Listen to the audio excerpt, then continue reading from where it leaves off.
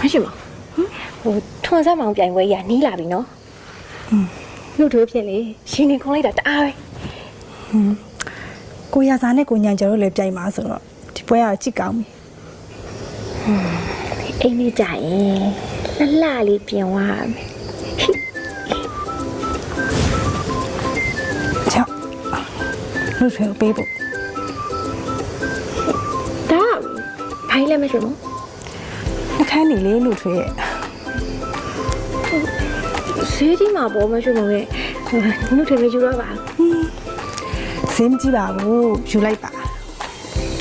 ဒီနှခမ်းနေရောင်လေးရလေနှုတ်ထွေးနေဆိုတိတ်လိုက်ပါဆိုနော်